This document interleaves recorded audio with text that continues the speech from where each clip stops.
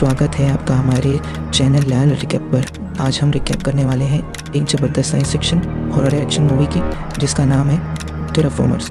ये फिल्म जापानी मंगा पर आधारित है और इसमें दिखाया गया है कि पृथ्वी की बढ़ती आबादी को कैसे मार्स पर बसाने की कोशिश की जाती है, लेकिन वो कोशिश कितनी खतरनाक और रोमांचक मोड़ ले सकती है। कॉकरोच जैसे छोटे छोटे जीव कैसे लाखों सालों में नहीं बल्कि कुछ सौ सालों में ही सुपर पावरफुल इंसान जैसे खतरनाक प्राणी बन जाते हैं।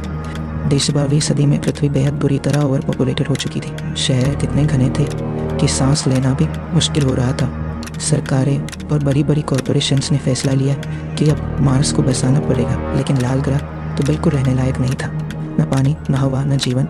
इसलिए शुरू हुई टेराफॉर्मिंग की प्रक्रिया। प्लेनेट की सतह को गर्म किया गया, उसकी अंदरूनी गैसों को रिलीज किया गया ताकि ग्रीन हाउस इफेक्ट शुरू हो और वातावरण बन सके। सतह को ज़्यादा डार्क बनाया गया ताकि सूरज की किरणें अच्छे से अब्जॉर्ब हों। इसके लिए पूरे मार्स पर मॉस फैलाया गया और लाखों करोड़ों कॉकरोच छोड़े गए। ये कॉकरोच इतने हार्डी थे कि सबसे कठिन हालात में भी जिंदा रह सकते थे और मॉस को फैला सकते थे।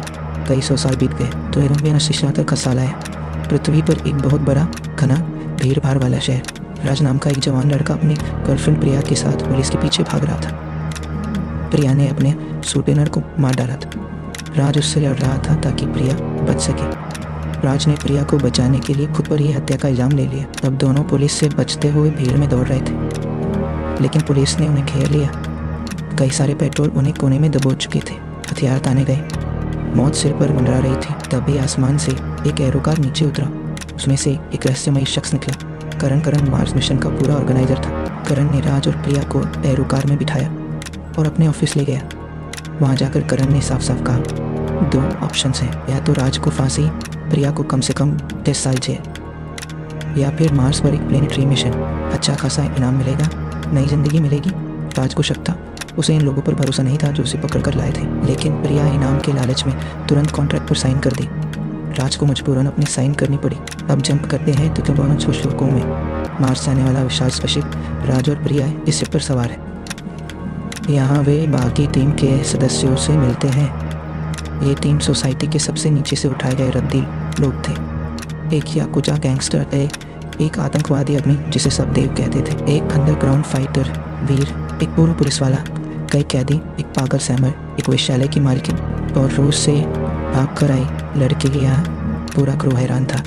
इतनी अनोखी बेमेल टीम को इतने आसान मिशन के लिए क्यों चुना गया? मिशन तो सिंपल था। मार्स पर उतरो, जगह चेक करो, जहर वाले प्रोब्स लगा दो, सारे कॉकरोच मार दो ताकि इंसान बचने के लिए तैयार हो जाए। शिप मार्स पर उतरता है, लेकिन मार्स अब पहचानने लायक नहीं रहा था। लाल चट्टानें और लाल रेताएं, हर तरफ हरा भरा मॉस, असली मिट्टी, सांस लेने लायक हवा। कप्तान विक्रम ने टीम को ग्रुप्स में बांट दिया। हर ग्रुप को अलग अलग दिशा में रिसर्च करने भेजा। जहर वाले प्रोब्स पहले ही छोड़ दिए गए थे, इसलिए लोकल कॉकरोचों की कोई चिंता नहीं थी। लेकिन जब टीम ने आसपास देखा तो मरे हुए छोटे कॉकरोच नहीं मिले। इसके बजाय उन्होंने विशाल इंसान जैसे प्राणी देखे। बड़े बड़े आंखें, शरीर पर कांटे, मोटी मसल्स, इंसान से भी ज़्यादा ताकतवर। राज अपनी प्रिया के साथ एक जगह पहुंचा। तभी प्रिया ने बताया कि उसने ये मिशन सिर्फ राज को फांसी से बचाने के लिए ज्वाइन किया था। ठीक उसी पल एक मार्सियन प्राणी सामने आया। राज ने उसे देखकर हाथ हिलाकर स्वागत किया, लेकिन वो प्राणी रुकता नहीं। एक झटके से आंखों से उधर होने स्पीड में वो कूदता है, प्रिया का सिर पकड़ता है और उसकी गर्दन मरोड़ कर तोड़ देता है। प्रिया तुरंत मर जाती है।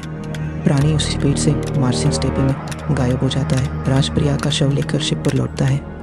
वहाँ पता चलता है कि एक और लड़की को भी उसी तरह मार दिया गया है। टीम के बाकी सदस्य कप्तान विक्रम से जवाब मांगते हैं। कप्तान चुप है। तभी करण स्क्रीन पर आता है और सारी सच्चाई बताता है। करण बताता है, जब हमने कॉकरोच मार्स पर छोड़े थे तो सूरज की रेडिएशन और एक्सट्रीम कंडीशंस की वजह से वे म्यूटेट हो गए और 20 साल में वे इंसान जैसे रीजनेबल और सुपर स्ट्रॉन्ग प्राणी बन गए। पहली मिशन भेजी गई थी, लेकिन वे सब मारे गए। अब तुम लोगों को इन म्यूटेंट कॉकरोचों को मारना है। तुम सबके शरीर में इंसेक्ट का डीएनए इंजेक्ट किया गया है। एक एक्टिवेटर इंजेक्शन है, उसे लगाओगे तो तुम भी आधे इंसान आधे इंसेक्ट बन जाओगे और इनसे लड़ सकोगे। करण चेतावनी भी देता है, ज़्यादा डोज ले ली तो हमेशा के लिए इंसेक्ट बन जाओगे।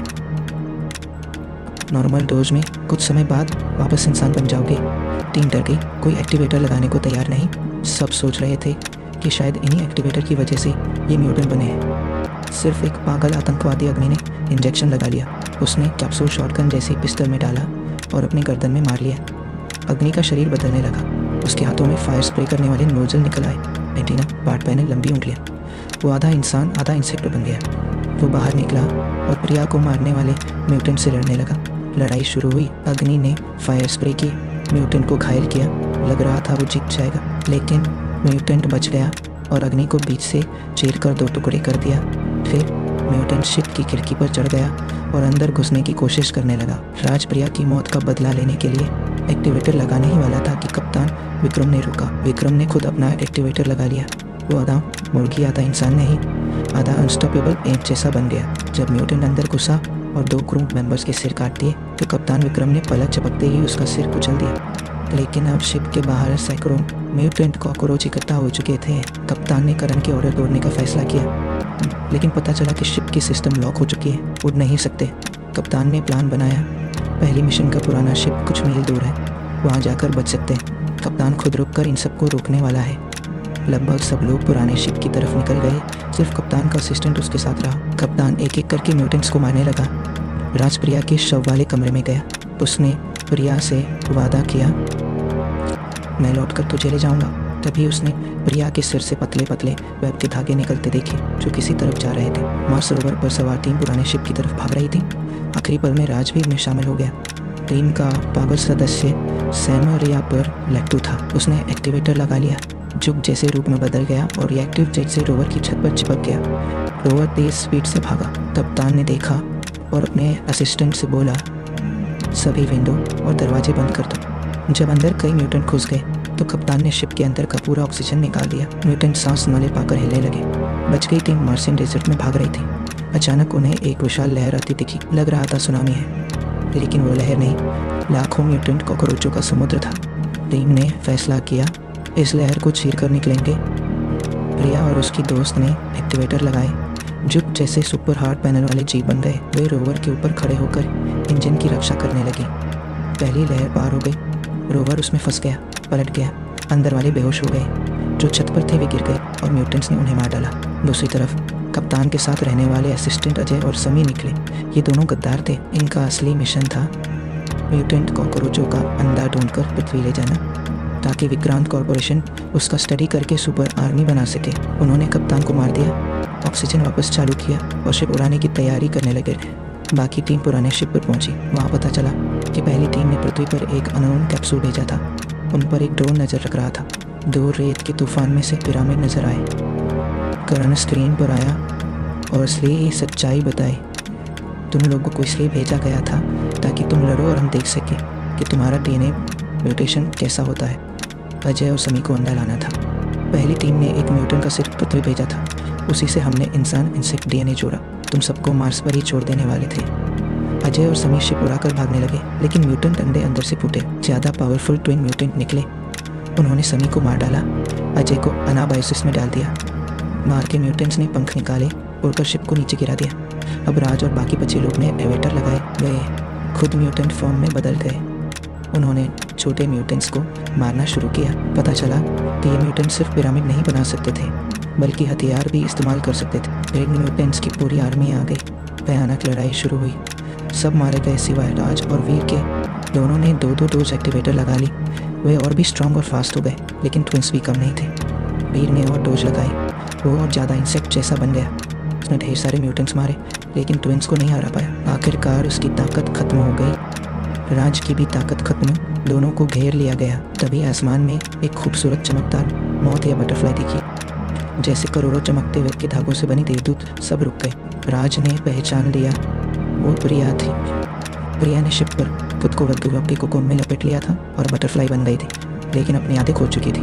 हर परफरार के साथ उसकी पंखों से पाउडर गिर रहा था जो सबको ढक रहा था। राज समझ गया कि प्रिया खुद को ब्लास्ट करके सबको बचाना चाहती है। राज ने रोका, लेकिन बचा हुआ ट्विन ने प्रिया पर अटैक किया। ब्लास्ट शुरू हो गया। वीर ने राज को बचाया और खुद मर गया। राज ने ट्विन को कई मुक्कों से गिरा दिया, लेकिन मार नहीं डाला। राज वापस शिप पर गया।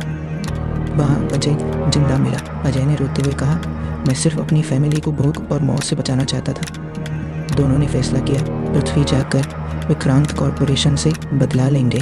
जैसे ही उनकी सेविंग कैप्सूल उड़ने लगी, मार्स के म्यूटेंट्स भी उड़कर उसे मारने आए, लेकिन जिस ट्विन को राज ने जिंदा छोड़ा था उसने उन्हें रोका। उसने इंसानों को चांस देने का फैसला किया। कैप्सूल पृथ्वी की तरफ बढ़ती गई। राज ने कसम खाई, मैं जरूर लौटूंगा मार्स पर, क्योंकि वहाँ वो है जो कभी प्रिया थी। पृथ्वी पर विक्रांत कॉरपोरेशन का राज खुल गया। करण के करीब एक गवर्नमेंट स्पाई साकाकीबारा था। जब करण भागने लगा तो साकाकीबारा ने उसे मारने की कोशिश की, लेकिन करण ने उसे जहर देकर मार दिया और खुद कहीं गायब हो गया। दोस्तों, ये थी टेराफॉर्मर्स की पूरी कहानी। कितनी ट्विस्ट थी ना। साइंस कितना खतरनाक हो सकता है ये फिल्म सिखाती है। अगर आपको ये रिकैप पसंद आया तो लाइक ज़रूर कर देना। चैनल को सब्सक्राइब कर लो ताकि ऐसे और मूवी रिकैप्स मिलते रहे। कमेंट में बताओ तुम्हें सबसे ज़्यादा कौन सा सीन पसंद आया। मिलते हैं अगले वीडियो में।